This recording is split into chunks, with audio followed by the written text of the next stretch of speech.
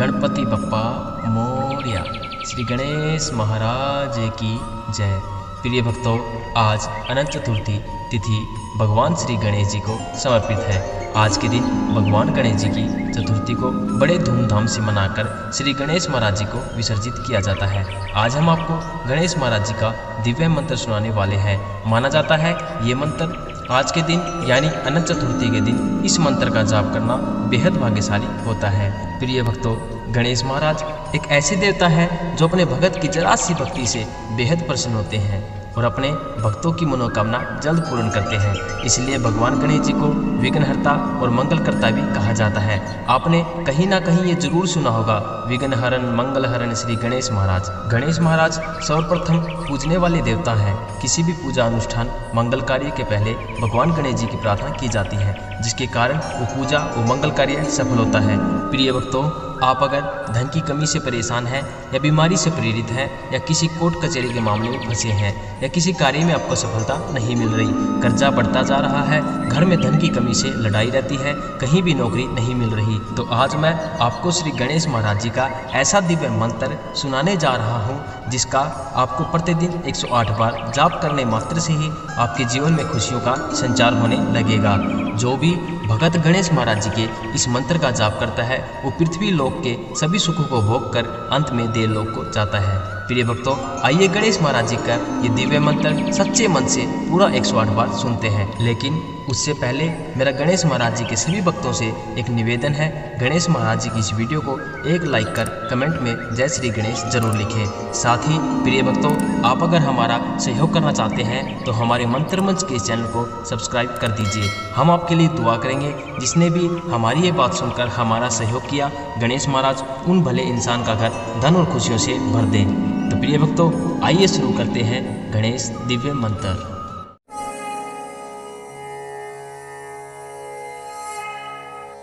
तं स्तोमहारणं जनाज्ञानहारणं त्रिवेदसारणं प्रब्रह्मसारं मुनिज्ञानकारं विदूरे विकारं सदा ब्रह्मरूपं गणेशं नमामं।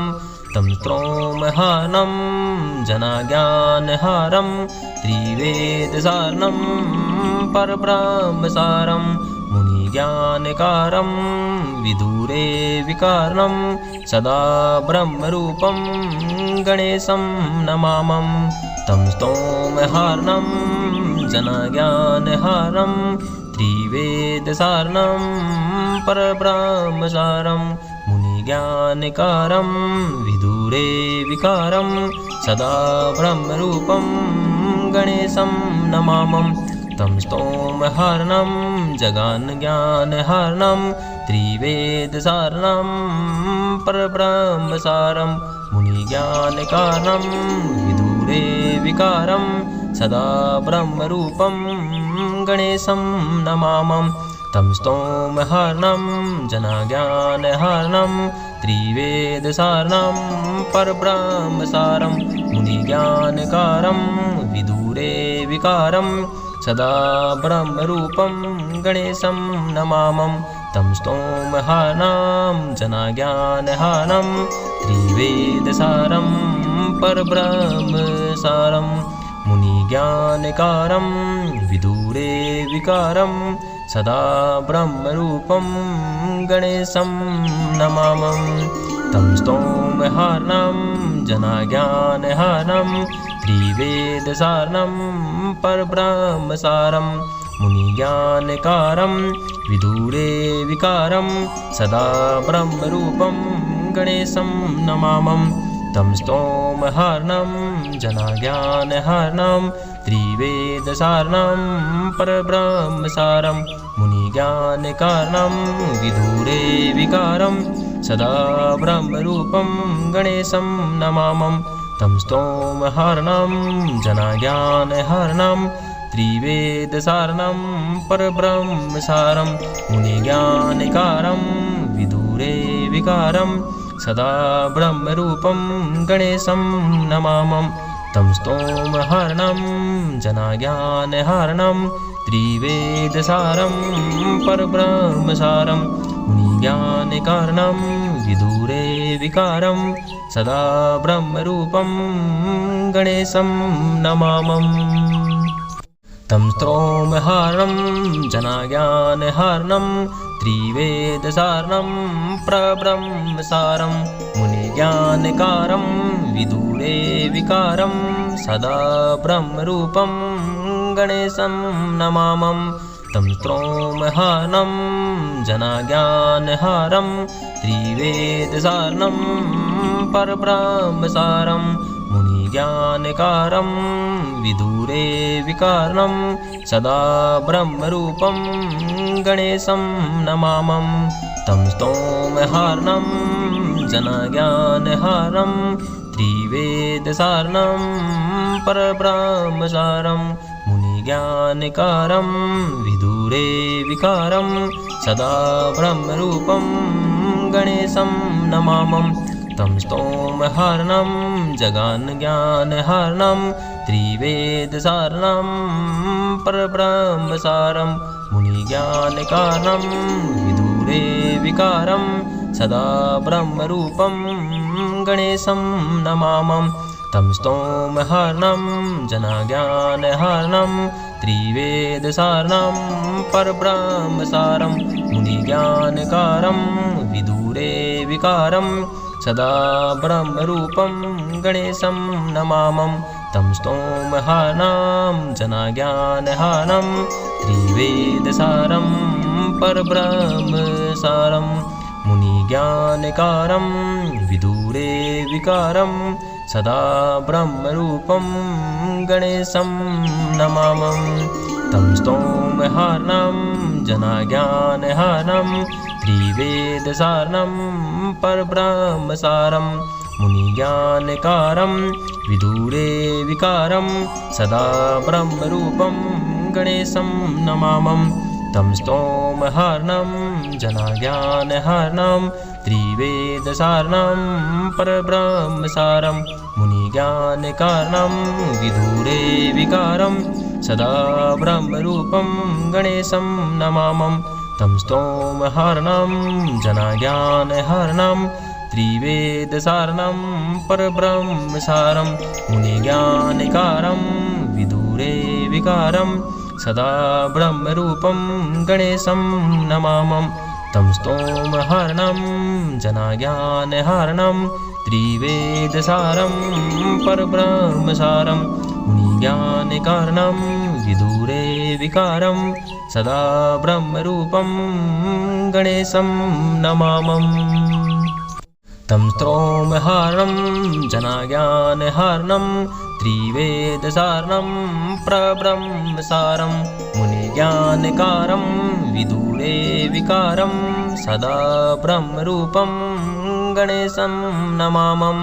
तं स्तोमहार्णं जनाज्ञानहारं त्रिवेदसारणं परब्रह्मसारं मुनिज्ञानकारं विदूरे विकारं सदा ब्रह्मरूपं गणेशं नमामम्। तं स्तोमहार्णं जनाज्ञानहारं त्रिवेदसारणं परब्रह्मसारं मुनिज्ञानकारं विदूरे विकारं सदा ब्रह्मरूपं गणेशं नमामम्। तं स्तोमहार्णं जगानज्ञानहारं त्रिवेदसारणं परब्रह्मसारं मुनिज्ञानकारणं विदूरे विकारं सदा ब्रह्मरूपं गणेशं नमामम्।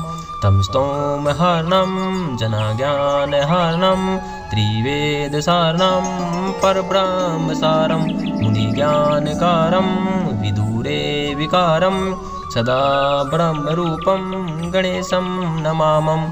तं स्तोमहार्णं जनाज्ञानहारं त्रिवेदसारं परब्रह्मसारं मुनिज्ञानकारं विदूरे विकारं सदा ब्रह्मरूपं गणेशं नमामम्।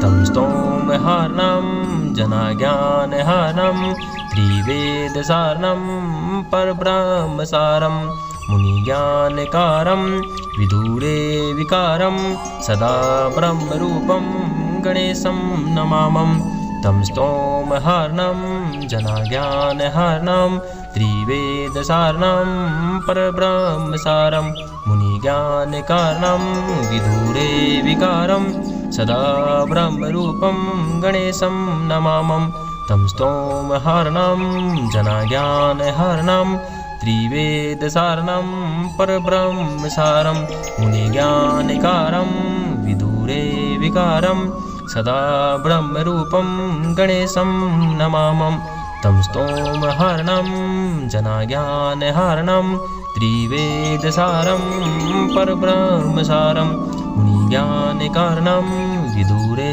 विकारं सदा ब्रह्मरूपं गणेशं नमामं तं स्तोमहर्णं जनाज्ञानहर्णं त्रिवेदसारणं परब्रह्मसारं मुनिज्ञानकारणं विदूरे विकारं सदा ब्रह्मरूपं गणेशं नमामं तं स्तोमहर्णं जनाज्ञानहर्णं त्रिवेदसारणं परब्रह्मसारं मुनिज्ञानकारणं विदूरे विकारं सदा ब्रह्मरूपं गणेशं नमामं तं स्तोमहर्णं जनाज्ञानहर्णं त्रिवेदसारणं परब्रह्मसारं मुनिज्ञानकारणं विदूरे विकारं सदा ब्रह्मरूपं गणेशं नमामं तं स्तोमहर्णं जगानज्ञानहर्णं त्रिवेदसारणं परब्रह्मसारं मुनिज्ञानकारणं विदूरे विकारं सदा ब्रह्मरूपं गणेशं नमामं तं स्तोमहर्णं जनाज्ञानहर्णं त्रिवेदसारणं परब्रह्मसारं मुनिज्ञानकारणं विदूरे विकारं सदा ब्रह्मरूपं गणेशं नमामं तं स्तोमहर्णं जनाज्ञानहर्णं त्रिवेदसारं परब्रह्मसारं मुनिज्ञानकारणं विदूरे विकारं सदा ब्रह्मरूपं गणेशं नमामं तं स्तोमहर्णं जनाज्ञानहर्णं त्रिवेदसारणं परब्रह्मसारं मुनिज्ञानकारणं विदूरे विकारं सदा ब्रह्मरूपं गणेशं नमामं तं स्तोमहर्णं जनाज्ञानहर्णं त्रिवेदसारणं परब्रह्मसारं मुनिज्ञानकारणं विदूरे विकारं सदा ब्रह्मरूपं गणेशं नमामं तं स्तोमहर्णं जनाज्ञानहर्णं त्रिवेदसारणं परब्रह्मसारं मुनिज्ञानकारणं विदूरे विकारं सदा ब्रह्मरूपं गणेशं नमामं तं स्तोमहर्णं जनाज्ञानहर्णं त्रिवेदसारं परब्रह्मसारं मुनिज्ञानकारणं विदूरे विकारं सदा ब्रह्मरूपं गणेशं नमामं तं स्तोमहर्णं जनाज्ञानहर्णं त्रिवेदसारणं परब्रह्मसारं मुनिज्ञानकारणं विदूरे विकारं सदा ब्रह्मरूपं गणेशं नमामं तं स्तोमहर्णं जनाज्ञानहर्णं त्रिवेदसारणं परब्रह्मसारं मुनिज्ञानकारणं विदूरे विकारं सदा ब्रह्मरूपं गणेशं नमामं तं स्तोमहर्णं जनाज्ञानहर्णं त्रिवेदसारणं परब्रह्मसारं मुनिज्ञानकारणं विदूरे विकारं सदा ब्रह्मरूपं गणेशं नमामं तं स्तोमहर्णं जगानज्ञानहर्णं त्रिवेदसारणं परब्रह्मसारं मुनिज्ञानकारणं विदूरे विकारं सदा ब्रह्मरूपं गणेशं नमामं तं स्तोमहर्णं जनाज्ञानहर्णं त्रिवेदसारणं परब्रह्मसारं मुनिज्ञानकारं विदुरे विकारं सदा ब्रह्मरूपं गणेशं नमामं तं स्तोमहर्णं जनाज्ञानहर्णं त्रिवेदसारं परब्रह्मसारं मुनिज्ञानकारं विदुरे विकारं सदा ब्रह्मरूपं गणेशं नमामं तं स्तोमहर्णं जनाज्ञानहर्णं त्रिवेदसारणं परब्रह्मसारं मुनिज्ञानकारं विदुरे विकारं सदा ब्रह्मरूपं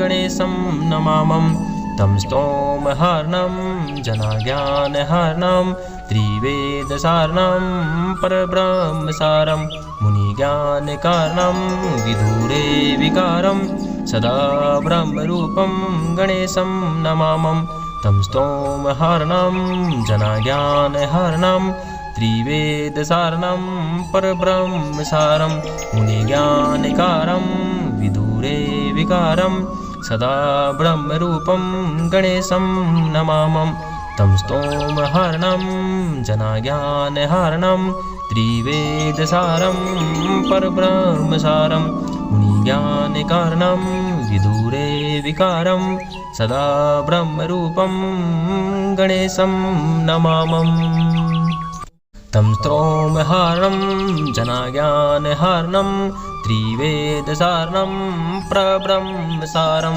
मुनिज्ञानकारं विदुरे विकारं सदा ब्रह्मरूपं गणेशं नमामं तं स्तोमहर्णं जनाज्ञानहर्णं त्रिवेदसारणं परब्रह्मसारं मुनिज्ञानकारं विदुरे विकारं सदा ब्रह्मरूपं गणेशं नमामं तं स्तोमहर्णं जनाज्ञानहर्णं त्रिवेदसारणं परब्रह्मसारं मुनिज्ञानकारं विदुरे विकारं सदा ब्रह्मरूपं गणेशं नमामं तं स्तोमहर्णं जगानज्ञानहर्णं त्रिवेदसारणं परब्रह्मसारं मुनिज्ञानकारणं विदुरे विकारं सदा ब्रह्मरूपं गणेशं नमामं तं स्तोमहर्णं जनाज्ञानहर्णं त्रिवेदसारणं परब्रह्मसारं मुनिज्ञानकारं विदुरे विकारं सदा ब्रह्मरूपं गणेशं नमामं तं स्तोमहर्णं जनाज्ञानहर्णं त्रिवेदसारं परब्रह्मसारं मुनिज्ञानकारं विदुरे विकारं सदा ब्रह्मरूपं गणेशं नमामं तं स्तोमहर्णं जनाज्ञानहर्णं त्रिवेदसारणं परब्रह्मसारं मुनिज्ञानकारं विदुरे विकारं सदा ब्रह्मरूपं गणेशं नमामं तं स्तोमहर्णं जनाज्ञानहर्णं त्रिवेदसारणं परब्रह्मसारं मुनिज्ञानकारणं विदुरे विकारं सदा ब्रह्मरूपं गणेशं नमामं तं स्तोमहर्णं जनाज्ञानहर्णं त्रिवेदसारणं परब्रह्मसारं मुनिज्ञानकारं विदुरे विकारं सदा ब्रह्मरूपं गणेशं नमामं तं स्तोमहर्णं जनाज्ञानहर्णं त्रिवेदसारं परब्रह्मसारं मुनिज्ञानकारणं विदुरे विकारं सदा ब्रह्मरूपं गणेशं नमामं तं स्तोमहर्णं जनाज्ञानहर्णं त्रिवेदसारणं परब्रह्मसारं मुनिज्ञानकारं विदुरे विकारं सदा ब्रह्मरूपं गणेशं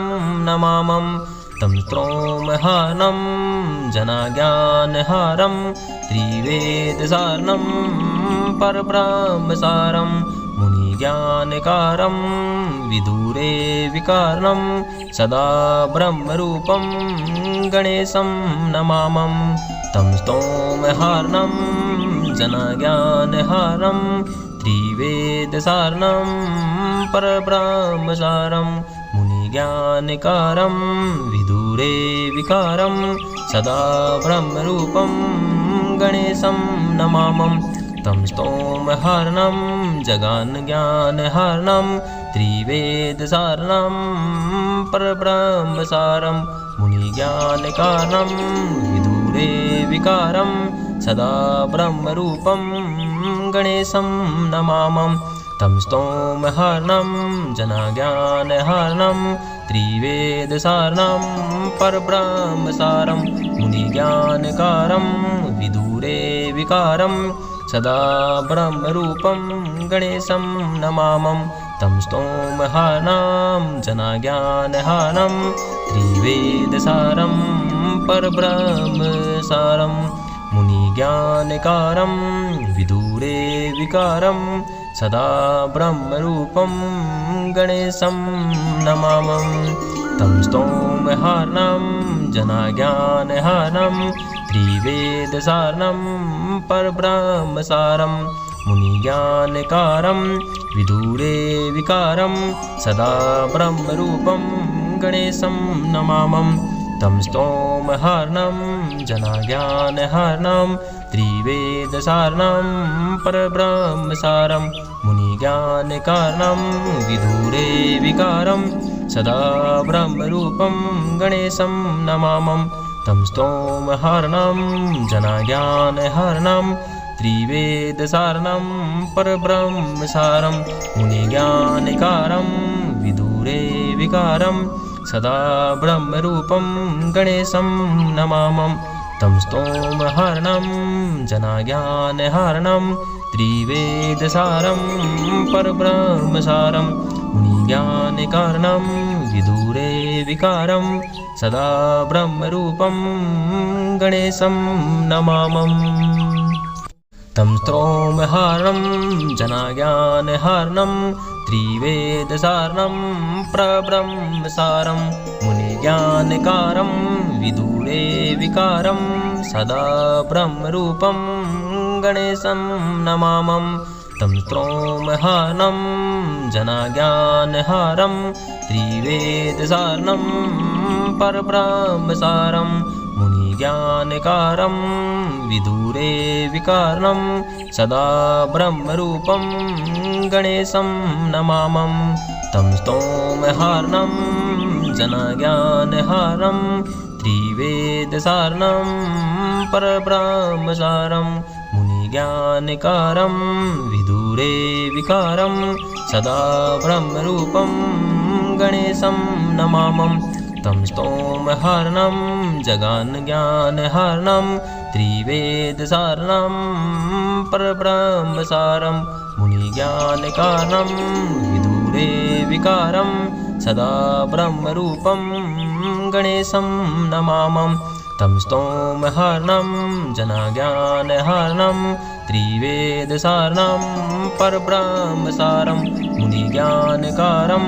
विदुरे विकारं सदा ब्रह्मरूपं गणेशं नमामं तं स्तोमहार्णं जनज्ञानहारं त्रिवेदसारं परब्रह्मसारं मुनिज्ञानकारं विदुरे विकारं सदा ब्रह्मरूपं गणेशं नमामं तं स्तोमहार्णं जनज्ञानहारं त्रिवेदसारणं परब्रह्मसारं मुनिज्ञानकारं विदुरे विकारं सदा ब्रह्मरूपं गणेशं नमामं तं स्तोमहार्णं जनज्ञानहारं त्रिवेदसारणं परब्रह्मसारं मुनिज्ञानकारणं विदुरे विकारं सदा ब्रह्मरूपं गणेशं नमामं तं स्तोमहार्णं जनज्ञानहारं त्रिवेदसारणं परब्रह्मसारं मुनिज्ञानकारं विदुरे विकारं सदा ब्रह्मरूपं गणेशं नमामं। तं स्तोमहरणं जनाज्ञानहरणं त्रिवेदसारं परब्रह्मसारं मुनिज्ञानकारणं विदुरे विकारं सदा ब्रह्मरूपं गणेशं नमामम्। तं स्तोमहरणं जनाज्ञानहरणं त्रिवेदसारणं परब्रह्मसारं मुनिज्ञानकारं विदुरे विकारं सदा ब्रह्मरूपं गणेशं नमामं। तं स्तोमहरणं जनाज्ञानहरणं त्रिवेदसारणं परब्रह्मसारं मुनिज्ञानकारं विदुरे विकारणं सदा ब्रह्मरूपं गणेशं नमामं। तं स्तोमहरणं जनाज्ञानहरणं त्रिवेदसारणं परब्रह्मसारं मुनिज्ञानकारं विदुरे विकारं सदा ब्रह्मरूपं गणेशं नमामं। तं स्तोमहरणं जगानज्ञानहरणं त्रिवेदसारणं परब्रह्मसारं मुनिज्ञानकारणं विदुरे विकारं सदा ब्रह्मरूपं गणेशं नमामं। तं स्तोमहरणं जनाज्ञानहरणं त्रिवेदसारणं परब्रह्मसारं मुनिज्ञानकारं विदुरे विकारं सदा ब्रह्मरूपं गणेशं नमामं। तं स्तोमहरणं जनाज्ञानहरणं त्रिवेदसारं परब्रह्मसारं मुनिज्ञानकारं विदुरे विकारं सदा ब्रह्मरूपं गणेशं नमामं। तं स्तोमहरणं जनाज्ञानहरणं त्रिवेदसारणं परब्रह्मसारं मुनिज्ञानकारं विदुरे विकारं सदा ब्रह्मरूपं गणेशं नमामं। तं स्तोमहरणं जनाज्ञानहरणं त्रिवेदसारणं परब्रह्मसारं मुनिज्ञानकारणं विदुरे विकारं सदा ब्रह्मरूपं गणेशं नमामं। तं स्तोमहरणं जनाज्ञानहरणं त्रिवेदसारणं परब्रह्मसारं मुनिज्ञानकारं विदुरे विकारं सदा ब्रह्मरूपं गणेशं नमामं। तं स्तोमहरणं जनाज्ञानहरणं त्रिवेदसारं परब्रह्मसारं मुनिज्ञानकारणं विदुरे विकारं सदा ब्रह्मरूपं गणेशं नमामम्। तं स्तोमहरणं जनाज्ञानहरणं त्रिवेदसारणं परब्रह्मसारं मुनिज्ञानकारं विदुरे विकारं सदा ब्रह्मरूपं गणेशं नमामं। तं स्तोमहरणं जगानज्ञानहरणं त्रिवेदसारणं परब्रह्मसारं मुनिज्ञानकारणं विदुरे विकारं सदा ब्रह्मरूपं गणेशं नमामं। तं स्तोमहरणं जनाज्ञानहरणं त्रिवेदसारणं परब्रह्मसारं मुनिज्ञानकारं विदुरे विकारं सदा ब्रह्मरूपं गणेशं नमामं। तं स्तोमहरणं जनाज्ञानहरणं त्रिवेदसारं परब्रह्मसारं मुनिज्ञानकारं विदुरे विकारं सदा ब्रह्मरूपं गणेशं नमामं। तं स्तोमहरणं जनाज्ञानहरणं त्रिवेदसारणं परब्रह्मसारं मुनिज्ञानकारं विदुरे विकारं सदा ब्रह्मरूपं गणेशं नमामं। तं स्तोमहरणं जनाज्ञानहरणं त्रिवेदसारणं परब्रह्मसारं मुनिज्ञानकारणं विदुरे विकारं सदा ब्रह्मरूपं गणेशं नमामं। तं स्तोमहरणं जनाज्ञानहरणं त्रिवेदसारणं परब्रह्मसारं मुनिज्ञानिकारं विदुरे विकारं सदा ब्रह्मरूपं गणेशं नमामं तं स्तोमहरणं जनाज्ञानहरणं त्रिवेदसारं परब्रह्मसारं मुनिज्ञानिकारणं विदुरे विकारं सदा ब्रह्मरूपं गणेशं नमामम् तं स्तोमहरणं जनाज्ञानहरणं त्रिवेदसारणं परब्रह्मसारं मुनिज्ञानिकारं विदुरे विकारं सदा ब्रह्मरूपं गणेशं नमामं तं स्तोमहरणं जनाज्ञानहरणं त्रिवेदसारणं परब्रह्मसारं मुनिज्ञानिकारं विदुरे विकारणं सदा ब्रह्मरूपं गणेशं नमामं तं स्तोमहरणं जनाज्ञानहरणं त्रिवेदसारणं परब्रह्मसारं मुनिज्ञानिकारं विदुरे विकारं सदा ब्रह्मरूपं गणेशं नमामं तं स्तोमहरणं जगानज्ञानहरणं त्रिवेदसारणं परब्रह्मसारं मुनिज्ञानिकारणं विदुरे विकारं सदा ब्रह्मरूपं गणेशं नमामं तं स्तोमहरणं जनाज्ञानहरणं त्रिवेदसारणं परब्रह्मसारं मुनिज्ञानिकारं विदुरे विकारं सदा ब्रह्मरूपं गणेशं नमामं तं स्तोमहरणं जनाज्ञानहरणं त्रिवेदसारं परब्रह्मसारं मुनिज्ञानिकारं विदुरे विकारं सदा ब्रह्मरूपं गणेशं नमामं तं स्तोमहरणं जनाज्ञानहरणं त्रिवेदसारणं परब्रह्मसारं मुनिज्ञानिकारं विदुरे विकारं सदा ब्रह्मरूपं गणेशं नमामं तं स्तोमहरणं जनाज्ञानहरणं त्रिवेदसारणं परब्रह्मसारं मुनिज्ञानिकारणं विदुरे विकारं सदा ब्रह्मरूपं गणेशं नमामं तं स्तोमहरणं जनाज्ञानहरणं त्रिवेदसारणं परब्रह्मसारं